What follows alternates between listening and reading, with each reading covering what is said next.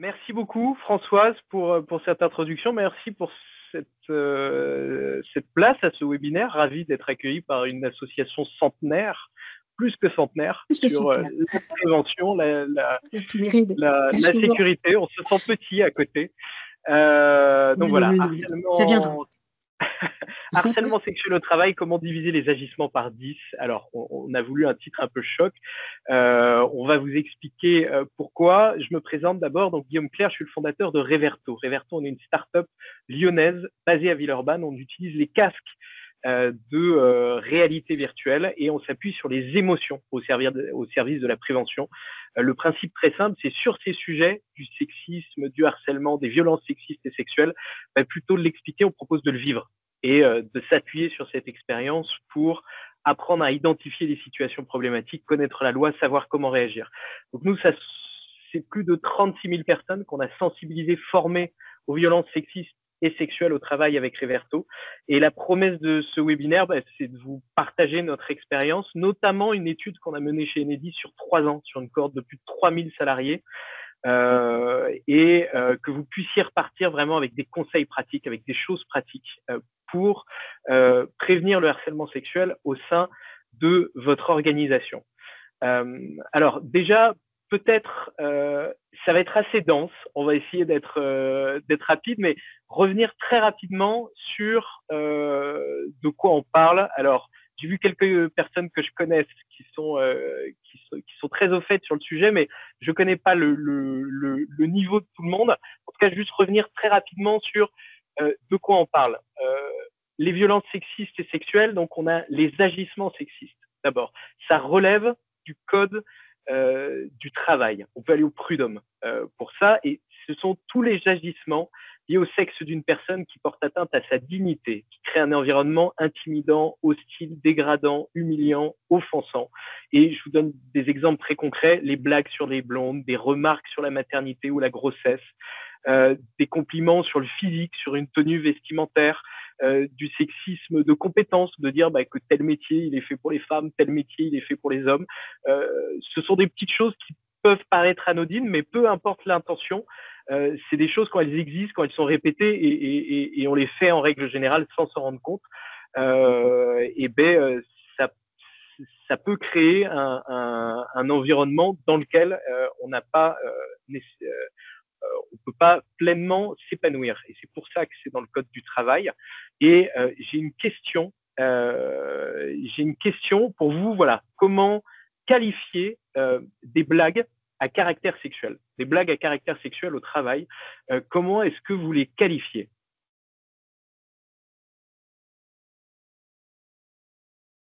Votre ressenti est fort intéressant pour nous de voir comment vous Voulez nous vivez ça. partager en conversation dans le chat. Déplacée, Florence. Intrusive et déplacée, oui, Laïla, déplacée. Lourde. Lourde, oui. Si répété, harcèlement sexuel. Juliette, malaisante, illégale. Donc tout à fait, Juliette, donc il y a des blagues à caractère sexuel de manière répétée, ça rentre dans la définition du harcèlement sexuel.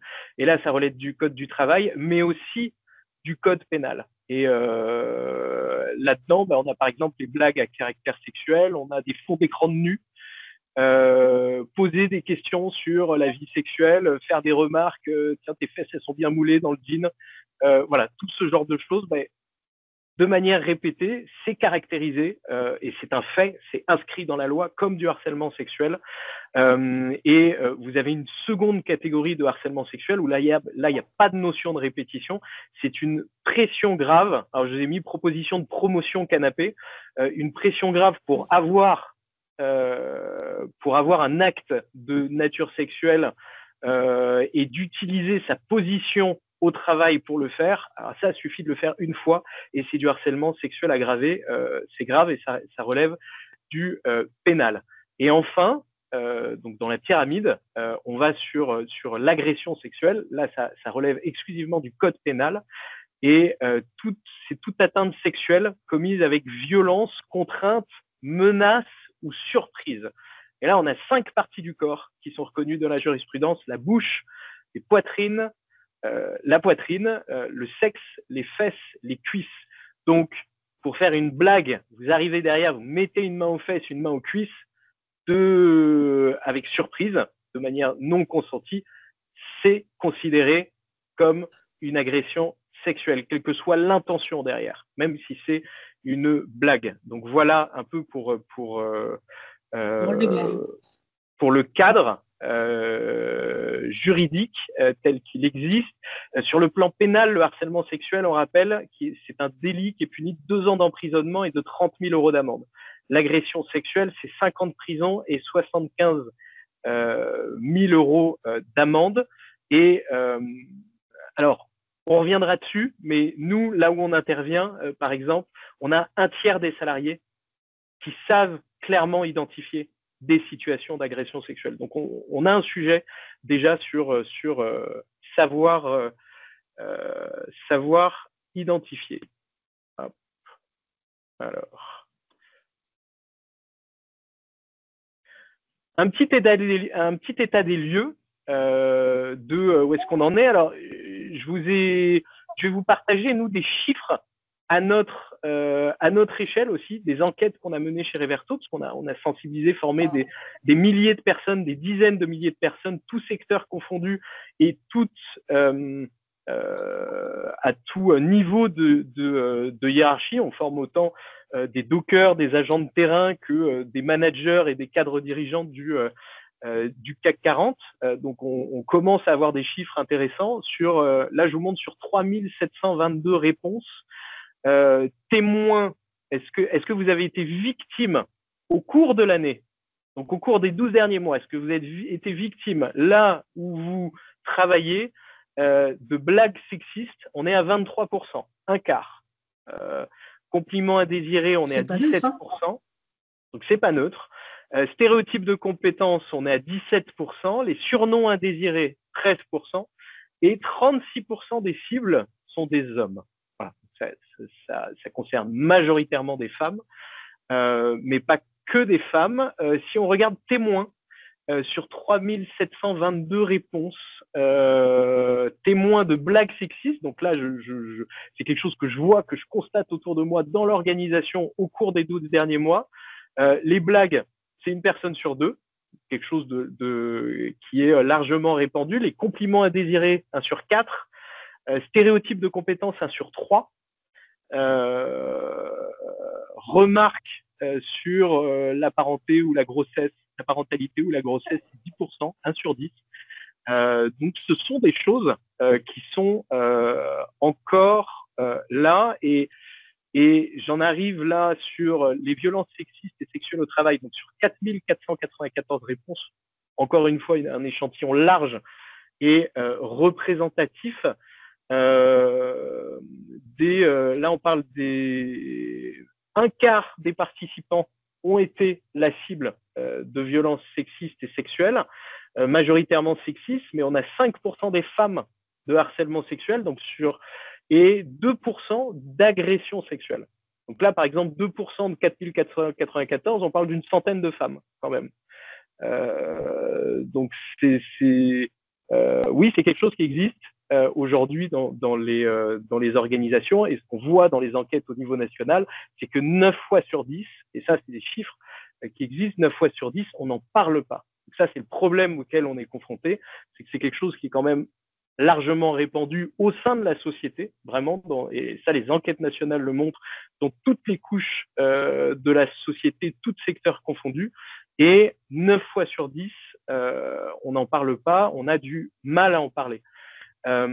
Donc, la question, c'est comment agir, comment agir, excusez-moi, j'ai du mal entre mes différents écrans pour y revenir. Comment agir, donc les 3 piliers de la prévention. Et là, je vais vous faire participer, encore une fois, donc dans le chat, dans la conversation.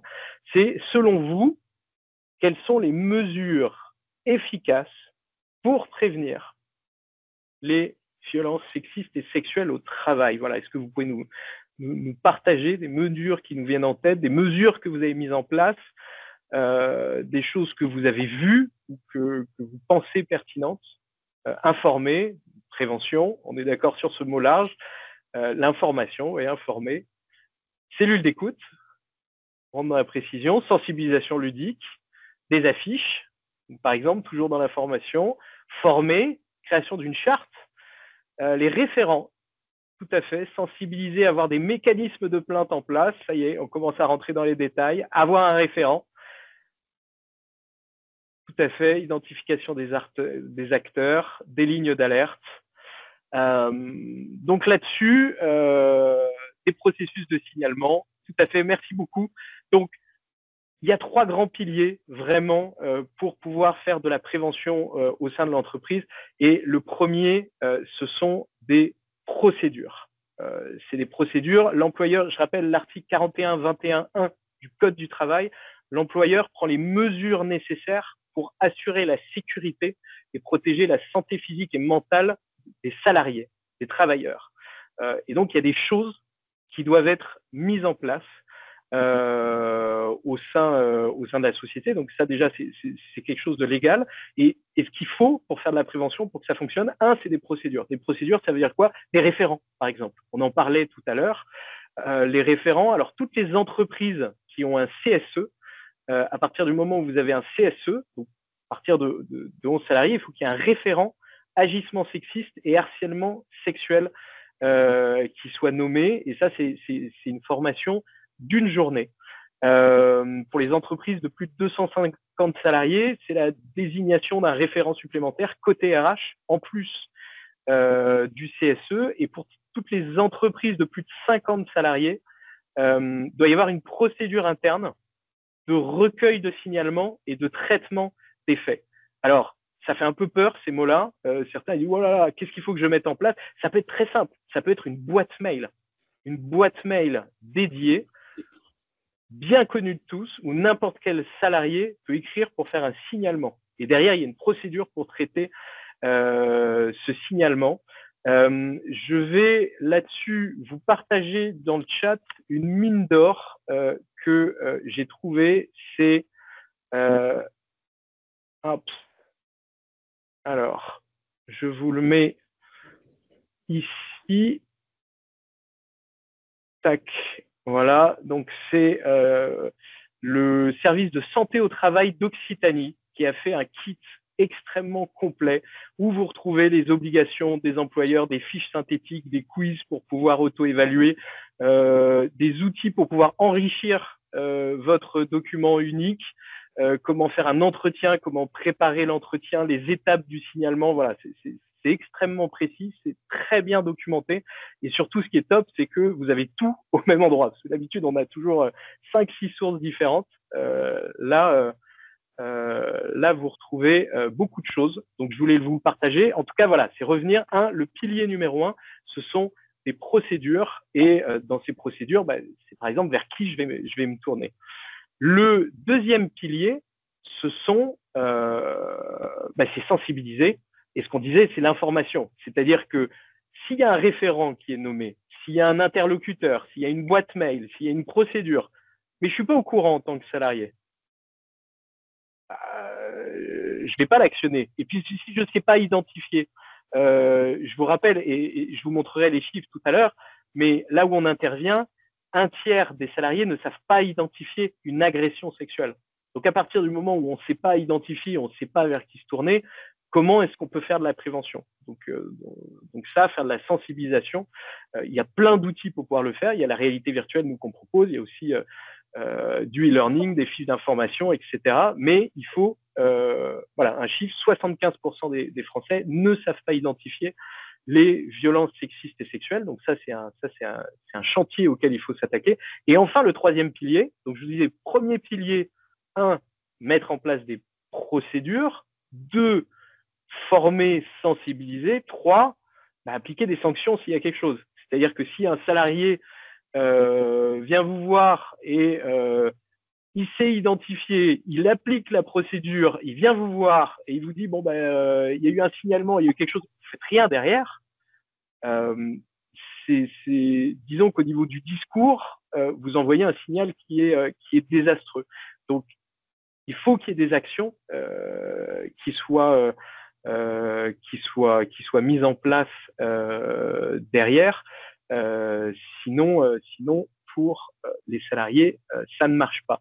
Et une erreur à éviter absolument, c'est quelque chose qu'on entend beaucoup chez Reverto quand on nous appelle. C'est ah oui, bon, ben, on veut faire quelque chose, on veut mettre des choses en place, mais sachez que ça n'existe pas chez moi. C'est toujours chez les autres. Hein.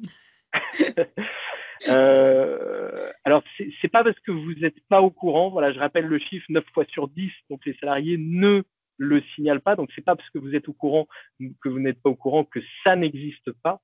C'est quelque chose qu'on retrouve dans l'ensemble de la société, dans l'ensemble des organisations, dans l'ensemble des couches, qu'on soit sur des métiers majoritairement masculins, féminins. Et surtout, en disant ça, ça veut dire que vous fermez la porte. Vous allez fermer la porte en disant ça devant les équipes, vous fermez la porte au fait de dire, mais de toute façon, c'est pas la peine de venir me voir et de m'en parler parce que pour moi, ça n'existe pas. Oui, on nie déjà le problème, donc on ne peut pas le résoudre ni le prendre en compte. Tout l'enjeu, justement, toute la difficulté de cette problématique, c'est de réussir à ouvrir la parole. Je rappelle le chiffre, 9 salariés sur 10 n'en parlent pas, ne vont pas voir la hiérarchie derrière, ne vont pas voir le référent. Si vous dites cette phrase, vous fermez toute possibilité, en tout cas de dialogue et de confiance. Et on en arrive, voilà, à ce qu'il faut, c'est changer l'environnement. C'est-à-dire que souvent, on voit cette problématique du sexisme, du harcèlement. Oui, il y aura un replay. J'en profite, oui, Laurence. C'est ce que je suis en train de répondre à Laurence. Donc, souvent, on voit un peu cette problématique du point de vue de se dire, OK, il y a une personne qui fait des blagues, il y a une personne qui est sexiste, il y a une personne qui est harcelante. Si on traite cette personne, le problème est résolu. Le problème, c'est l'environnement. C'est un environnement dans lequel ce genre de comportement est toléré, est admis, puisqu'il y a des témoins et que ces témoins ne font rien. Et ce qu'on trouve, nous, dans nos études, c'est systématiquement une corrélation très forte et directe entre le fait d'être témoin et d'être cible, entre le fait d'être témoin et d'être auteur, entre le fait d'être cible et auteur. Et qu'est-ce que ça veut dire?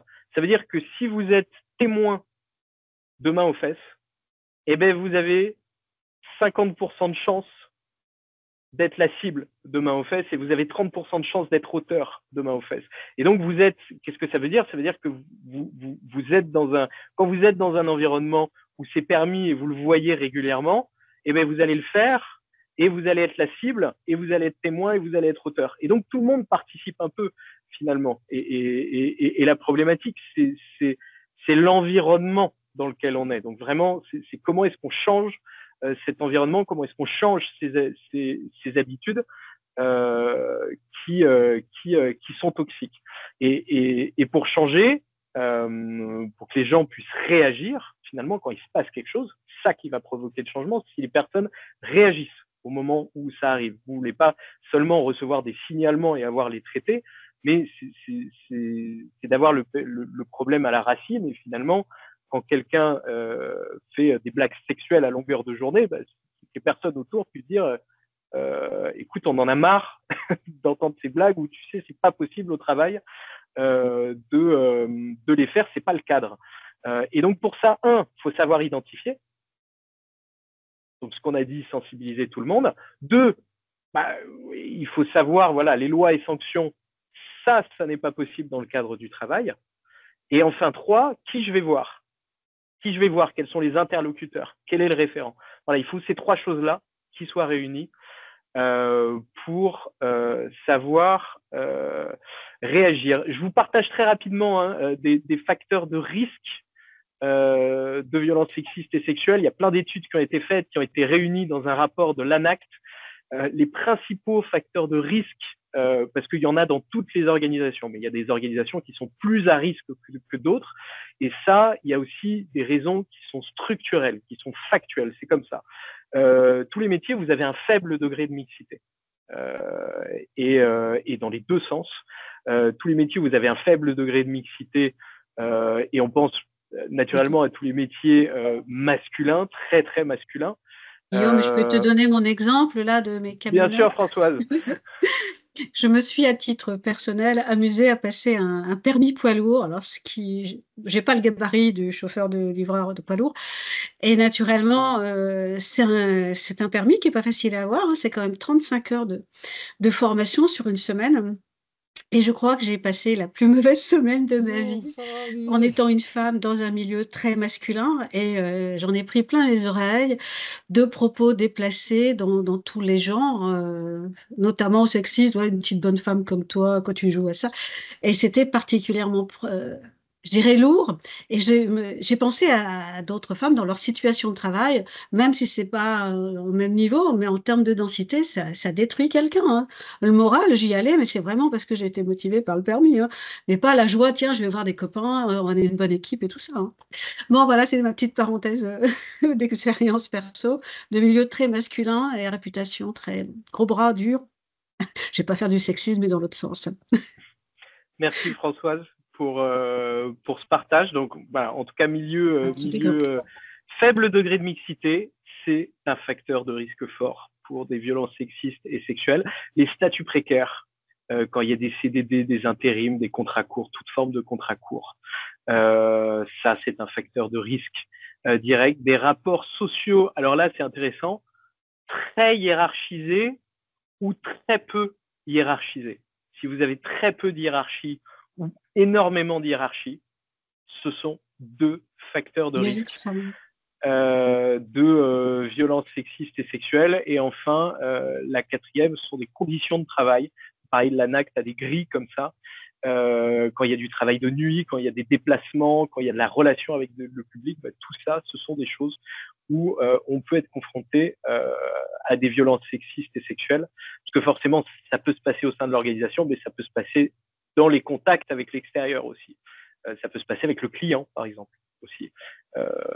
Et où on s'appuie sur les relations de pouvoir. Et pour la petite anecdote, moi, je vous en partage une. Chez Reverto, ça fait 7 ans qu'on vend de la prévention aux violences sexistes et sexuelles. Et j'ai déjà eu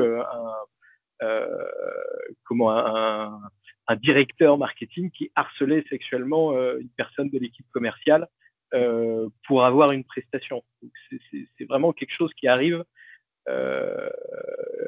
qui n'est pas une exception et qui arrive partout. Donc en fait, Guillaume, ouais. tu es en train de nous dire que bon, toi, tu as détecté ça il y a 7 ans quand tu as lancé ce type de produit, d'approche, et c'était déjà notoire pour que tu te penches sur la question. Moi, j'aurais eu l'impression qu'à la rigueur, c'était un fait plus récent, qu'on en parlait de façon plus récente. Enfin, c'est peut-être comme d'autres problèmes sur le féminicide ou des choses comme ça, mais pour moi, c'était plus récent que 7 ans. Donc, si toi, tu as fait ça il y a 7 ans, ça veut dire que c'est encore bien plus ancien. C'est pas parce qu'on n'en parle pas que ça n'existe pas. Oui, tout à fait. Et du coup, on ne le sait pas, donc on ne fait rien. Merci Lisa. Donc les signaux d'alerte, des choses qui doivent vous alerter, par exemple ce qu'on disait, les blagues, les remarques, d'être attentif à ces petites choses dans les bureaux, dans l'open space, si elles existent, si les gens réagissent ou pas, de regarder peut-être factuellement les statistiques. Parce qu'on peut dire, oui, le sexisme n'existe pas chez moi. Ok, je regarde les statistiques. Comment est-ce qu'on en est sur la progression des carrières, où sont les femmes, les hommes, sur l'embauche, sur les niveaux de salaire. Ça permet, par exemple, d'objectiver aussi certaines choses. Donc,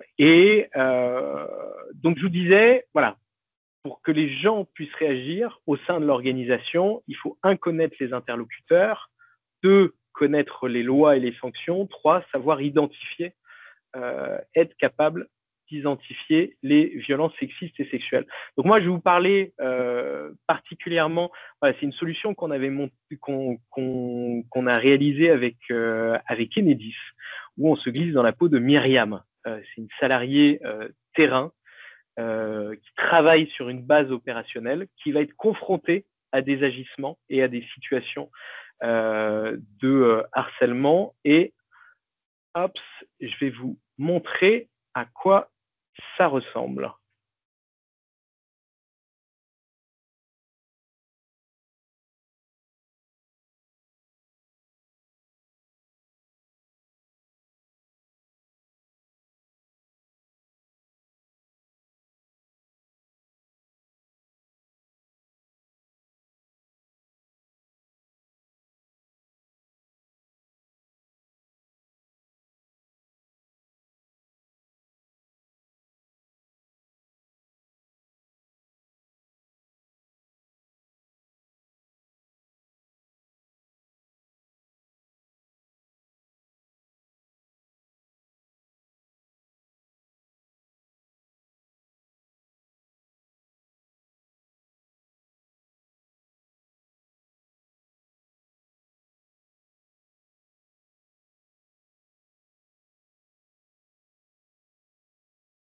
Alors, je m'excuse pour le partage vidéo, c'est pas l'idéal, mais ça vous permet, voilà, très rapidement de voir à quoi ça ressemble. Nous, la solution.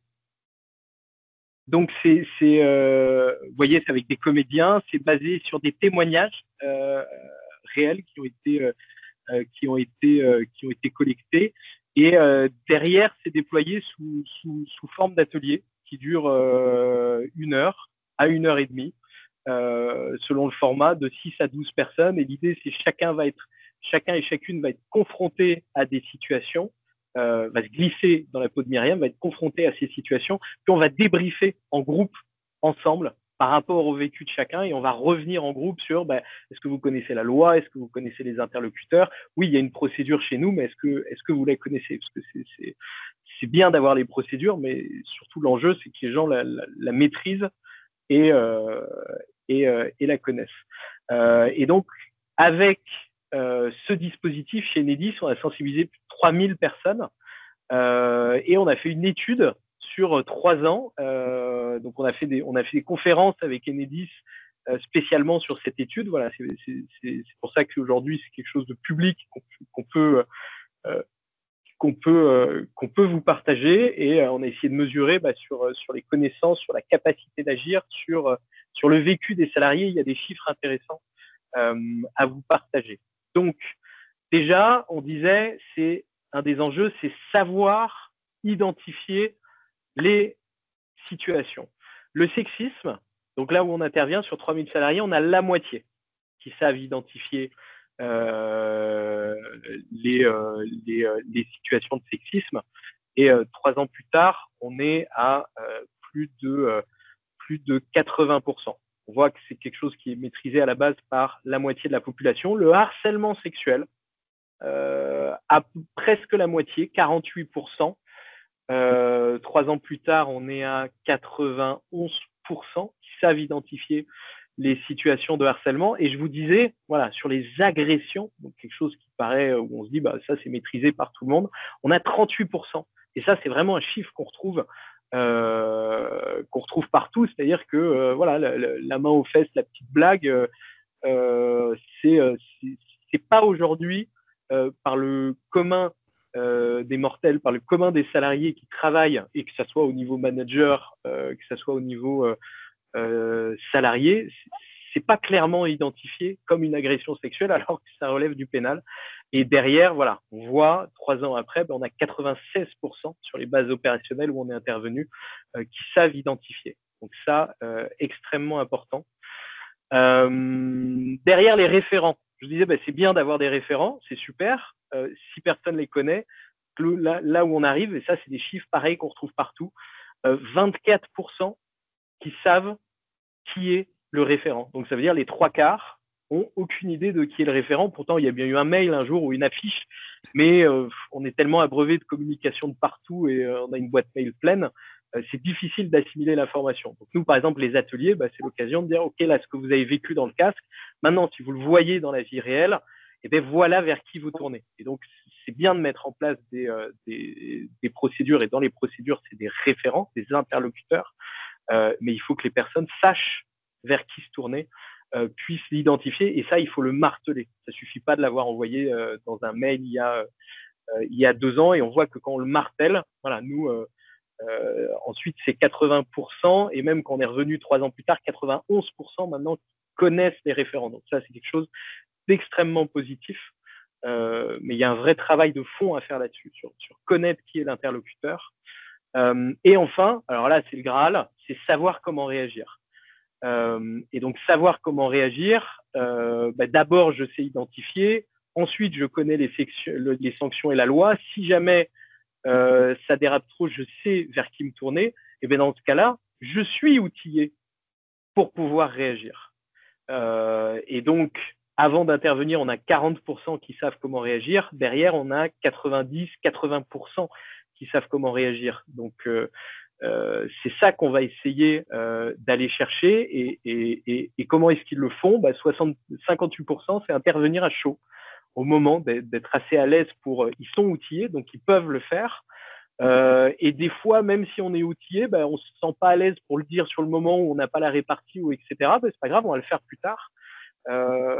Et 27% vont parler derrière à la personne ciblée, à un manager, à un référent. Et en tout cas, voilà, c'est pas juste d'être spectateur, d'être témoin, de dire ah oui, bon c'est lourd, et puis de passer à autre chose, parce que finalement cette prévention, elle doit être collective. Elle repose sur tous les acteurs de l'entreprise. Et donc, on en arrive, voilà, là où on est intervenu, en tout cas sur les remarques sexistes, 3 ans plus tard, elles ont diminué de moitié. On est passé de la moitié des salariés qui sont témoins à un quart. Harcèlement sexuel, c'est passé de 12% à moins de 1%. Et aucun de ces agissements, on voit que c'est… Voilà, maintenant, avant c'était la moitié, maintenant les 3/4. Donc un fort effet. Mais voilà, vraiment, ce qui est important de retenir, c'est ces 3 piliers. Il faut que tout le monde soit outillé un minimum, sache identifier. Et ce n'est pas des formations qui durent 2 jours. Un atelier d'1 heure, en fait, ça suffit pour savoir identifier qu'est-ce que le harcèlement, qu'est-ce qu'une agression, et que l'information reste ensuite durablement. Donc, 1, outiller les salariés. 2, savoir vers qui se tourner, donc qu'il y ait des procédures, qu'on puisse se tourner vers quelqu'un. 3, de mettre en place des sanctions. Là, vous pouvez mettre en place toutes les formations, toutes les actions de prévention et de sensibilisation, toutes les procédures que vous voulez. Si au moment où il se passe quelque chose, il y a une enquête, c'est avéré, il n'y a aucun doute, et là, il ne se passe rien, à partir de là, toute votre politique s'effondre. Et c'est normal, donc il faut aligner les gestes, les actions à la communication. Ça, c'est extrêmement important. Pour en savoir plus, je vous ai partagé le… Ah, excusez-moi, il y a un micro qui est ouvert.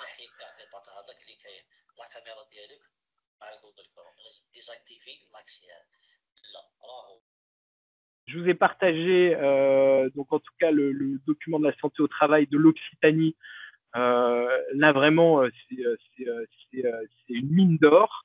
Je vais vous partager aussi, chez Reverto, on a fait un livre blanc, alors qui est beaucoup plus synthétique, mais sur qu'est-ce que…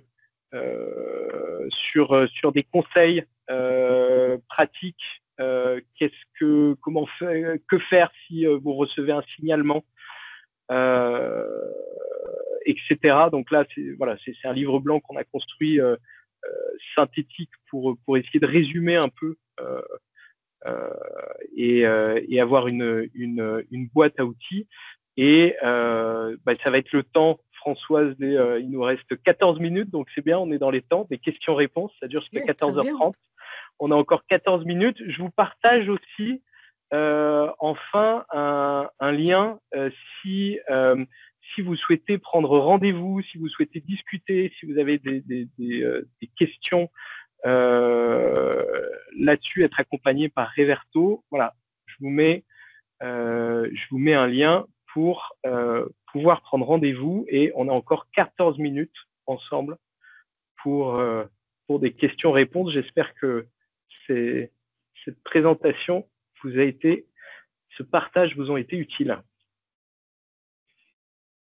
Tu vois là, Guillaume, sur les questions que moi j'avais lorsque nos participants se sont inscrits, il y a une personne qui me disait que c'était un sujet compliqué, subjectif. Donc là, ça montre bien que pour cette personne-là qui l'a formulé ainsi, je comprends très bien son état d'esprit, c'était donc pas clair. Les définitions n'étaient pas claires. Je pense que tu as donné un bon éclairage là-dessus et j'espère que c'est plus clair maintenant. Là, on a une question, que faire si une personne ne veut pas signaler le harcèlement sexuel, par exemple? Est-ce qu'on peut le rendre anonyme? Qu'est-ce que tu connais comme expérience? Dans la procédure, alors vous pourrez voir ensuite, justement, il y a plein de guides là dans la boîte à outils qui ont été édités. Mais ce qui est sûr, c'est que dans la procédure, en fait, tout l'enjeu, c'est de donner confiance. Et ça, c'est un vrai enjeu de donner confiance. Donc, il y a plein de choses à faire. Il faut les sanctions en font partie. C'est-à-dire que si on signale des choses et qu'il ne se passe rien derrière, vous n'aurez jamais aucun signalement. Donc ça, c'est quelque chose d'important pour que les gens fassent des signalements. Il faut qu'il y ait des actions qui soient prises derrière. Car après, on peut avoir des représailles. Là-dessus, justement, il y a des conseils très pratiques dans les guides, et puis vous avez des experts sur le sujet. Mais une des choses, c'est de préserver l'anonymat des personnes. C'est-à-dire que tant que vous avez l'enquête qui est en cours, le signalement, vous n'allez pas ébruiter dans toute l'organisation que Jacqueline ou Jean-Jacques a fait un signalement là-dessus. Donc, effectivement, dans la procédure, il faut quelque chose qui respecte au maximum l'anonymat, tout en, je mets entre parenthèses, si jamais il y a quelqu'un qui est en danger, là, il faut agir le plus vite possible, et puis on verra ensuite pour l'anonymat, c'est la sécurité des salariés en premier, mais ce qu'il faut garantir au maximum, et là, c'est dans votre communication aussi, c'est dire que effectivement, c'est une procédure qui est anonyme. Dénonciation peut nous porter tort malgré... Oula, alors... Je ne pourrais pas répondre peut-être à toutes les questions et je ne suis pas juriste non plus, donc je peux faire preuve d'imprécision sur certaines choses. Comment gérer si vous détectez, soupçonnez une situation de VSS lors de vos ateliers? Quelque chose dans les procédures aussi qu'on peut mettre en place, c'est de poser des questions. Et finalement, en général, on n'ose pas poser des questions. Ah, mais c'est des sujets qui sont gênants, etc. Voilà, ça peut faire des procédures que vous pouvez mettre en place. C'est lors des entretiens managers, vous pensez qu'il y a des choses dans les ateliers, posez des questions. Posez des questions, déjà, c'est une procédure qui est mise en place. Et là, posez les questions. Alors, les posez pas devant tout le monde. Posez-les dans un cadre confidentiel. Posez-les régulièrement, plusieurs fois. Et dans un cadre où la personne peut dire si jamais il y a des choses qui la dérangent pas.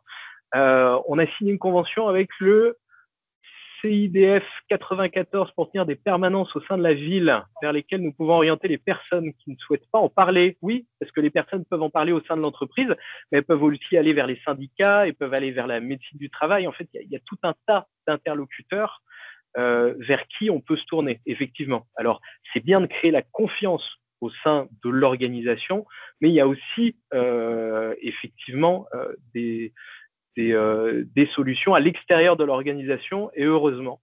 On ne peut pas agir à l'encontre d'une personne qui ne veut pas signaler. Non, alors ça, c'est un problème. Oui. Avec les violences conjugales, c'est pareil. Avec toutes sortes de violences, il faut faire avec la personne. Mais on peut lui donner confiance, on peut l'accompagner, on peut l'informer, on peut lui dire, tu sais, moi je trouve pas ça normal. Et ça vraiment, c'est la première chose à faire. C'est pas de se dire, bon ok, elle veut pas, elle se débrouille, c'est son problème. Non, c'est important aussi que ce soit l'organisation et que ce soit les collègues autour, que ce soit les managers qui puissent donner confiance et créer ce cadre de confiance. Le référent VSS est-il obligatoire au sein des organisations? Donc ça, vous retrouverez pareil dans les kits. Le référent violence sexiste et sexuelle, il faut en avoir un dans le CSE à partir de 11 salariés. Et dans les entreprises de plus de 200 salariés, il en faut un en plus du CSE. L'anonymat dans les procédures de signalement, cela signifie que la personne qui fait un signalement n'est pas mentionnée à la personne qui fait l'objet du signalement. Oui, ça veut dire que normalement, alors pareil, vous retrouverez ça, il y a des conseils pratiques dans les kits là qu'on vous propose et aussi dans le livre blanc qu'on vous propose. Alors, si vous n'êtes pas à l'aise sur les procédures de signalement, pareil, il y a des experts, c'est quelque chose qu'on peut externaliser. Mais c'est quelque chose, en tout cas, quand vous le recevez, déjà, le premier truc à faire, c'est accuser réception. Vous ne pouvez pas rester en silence, donc dire oui, ok, on a accusé réception, on va creuser, etc. Ensuite, il faut mettre en place des choses. Et oui, quand on va en mener l'enquête et en parler, on ne va pas dire à la personne vers qui on fait l'enquête qui a fait le signalement. Ça, c'est une des règles, effectivement, et que vous pourrez retrouver dans ces guides. Et encore une fois, si vous n'êtes pas à l'aise, vous pouvez vous faire accompagner. Le VRP, Cécile, pardon, j'ai du mal avec tous les acronymes et tous les sujets, doit faire apparaître les mesures de prévention existantes. Alors, le VRP, l'évaluation des risques professionnels. Oui. Donc, effectivement, dans le kit que je vous ai partagé, ce sont des choses qui doivent apparaître dans moi je parle souvent de documents uniques, voilà, d'évaluation des risques, dans votre évaluation des risques. Et il y a des grilles qui existent. Je vous ai cité tout à l'heure les facteurs de risque. Voilà, par exemple, le fait d'avoir des déplacements professionnels, le fait d'avoir des populations de salariés qui sont non mixtes, ce sont des risques. Et l'ANACT donne aussi des actions à faire très précises pour prévenir ces risques. Par exemple, d'avoir des binômes femmes-hommes au niveau du management, d'avoir des toilettes séparées, voilà, des choses qui sont objectives et qui permettent, oui, merci Cécile, qui permettent de diminuer ces risques et de montrer qu'en tant qu'employeur, voilà, on a des actions. Leïla, quels peuvent être les leviers dans une organisation où les procédures en place sont dysfonctionnelles? Par exemple, le nom du plaignant est communiqué à la personne accusée, ce qui fait les employés ont peur de faire des signalements. La réponse est dans votre question, c'est-à-dire qu'il là, pour le coup, il faut changer la procédure. Il faut changer la procédure parce que si la procédure ne donne pas confiance aux personnes pour pouvoir témoigner et agir, c'est qu'il y a un problème et la procédure doit donner confiance. Ça, c'est certain. Ça, c'est certain. Pas mal de questions. Bien. Oui. Ça a beaucoup réagi, hein, c'est bien, tu intéresses tout le monde. Alors moi, toujours dans mon formulaire d'inscription, il y a une personne qui m'a carrément tout de suite posé 5 questions. Si elle est là à l'écoute, elle a dû avoir au moins les 4/5e, je suis sûre, qui ont été répondues, parce que c'est très clair tout ce que tu as pu. Alors, elle parlait aussi, peut-on réellement mesurer l'efficacité d'un plan de prévention? Et de par tes chiffres, en fait, tu montres que ça marche. Et quand on le met en place dans l'entreprise, il faut donc mettre tout en place aussi pour qu'on arrive à des baisses de taux, comme tu as pu nous le démontrer. C'est possible, ça existe et ça marche. En tout cas, voilà, là-dessus, comment est-ce qu'on peut mesurer déjà, on a les chiffres statistiques, tout simplement de choses aussi basiques que les progressions de salaire, que les carrières, que voilà, on peut avoir l'impression que tout est rose et puis en fait, les chiffres, ça permet d'objectiver un peu. Ensuite, ça va être hyper important. Alors, nous, toutes les enquêtes qu'on fait, elles sont anonymes. On n'a aucun moyen de savoir qui a répondu quoi et ils font les enquêtes après avoir été formés. Donc, quand ils parle de je suis témoin ou je suis victime de sexisme ou d'harcèlement, ils savent de quoi ils parlent parce que c'est à la sortie de la formation. C'est pas forcément un bon indicateur de est-ce que j'ai des signalements ou pas, parce que si vous n'avez pas de signalement mais que personne n'a confiance à faire des signalements, bah, c'est pas parce que vous avez 0 signalement qu'il se passe rien. Ce qui va être intéressant, c'est la dynamique de signalement dans la durée. Donc c'est vraiment des indicateurs à regarder dans la durée. Où là, sur une même procédure, sur petit à petit, quand vous mettez des actions, bah là, ça sera intéressant à suivre. Et ce qui est très intéressant à suivre, c'est vraiment le vécu des personnes. C'est-à-dire de leur demander tout simplement, maintenant que vous êtes outillé, vous, qu'est-ce que vous êtes? Est-ce que vous êtes témoin? Est-ce que vous êtes la cible? Est-ce que vous êtes auteur? Et nous, on pose des questions comme est-ce que vous êtes auteur? Et il y a des gens qui nous répondent, que ce soit dans les ateliers ou dans le casque, oui, je suis auteur. Oui, en fait, ça, c'est quelque chose que je fais. Et ça, c'est vraiment... en fait, il ne faut pas avoir peur de poser la question, de poser des questions, et des fois, on s'en rend compte. Et l'intention n'est pas forcément mauvaise. Je reviens là-dessus, peu importe l'intention, c'est-à-dire qu'on peut avoir une très bonne intention, mais faire du sexisme, faire du harcèlement sexuel, faire des agressions sexuelles, et là, il n'y a pas de subjectivité, c'est objectif. Je mets une main aux fesses, c'est une agression sexuelle, il n'y a pas de subjectivité. Si tous les jours, de manière répétée, je fais des blagues à caractère sexuel dans le bureau, il n'y a pas de subjectivité, c'est caractérisé comme du harcèlement sexuel. Non, voilà. Écoute, merci Guillaume pour cette démonstration que ça peut marcher et que c'est possible. Tu as éventuellement un dernier point à ajouter après tout ce que tu as dit? Ou on peut... Et ben, en tout cas, ben, merci à toutes et à tous pour votre temps, votre attention. Voilà, ravi. J'espère que cet échange, voilà, ça aura été utile. Je te partagerai, Françoise, la présentation. Voilà, oui, la présentation, oui, c'est ce qu'on avait évoqué. Comme ça, je dirais vers... avec Préventica qui va me prendre beaucoup de temps là maintenant, je ne pense pas pouvoir faire le replay nickel en termes de vidéo avant le 10 octobre. D'ici là, Guillaume m'aura envoyé sa présentation et à tous ceux qui se sont inscrits, ils auront accès, adhérents ou pas encore adhérents, à ce replay et à la présentation de Guillaume, que je remercie très largement. Merci Françoise. Ah oui, et puis moi, il a répondu aussi à millions de questions. Donc, je vous souhaite à tous et à toutes une bonne après-midi.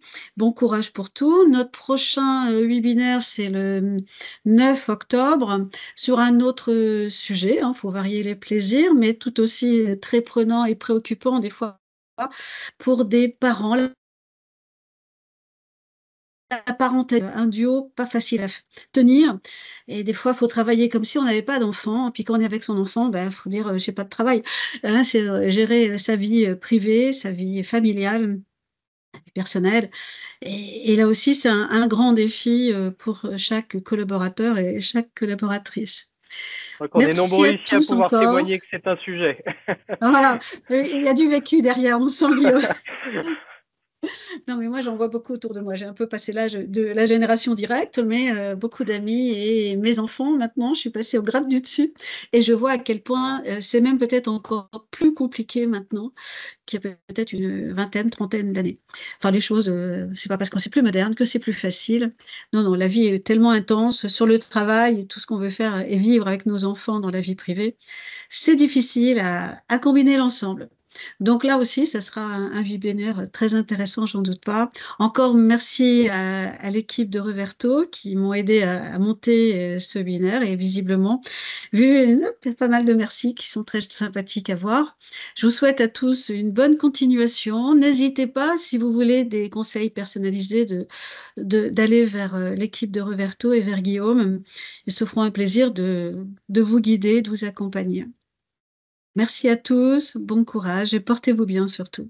Bonne journée à tous. À une prochaine fois. Au revoir.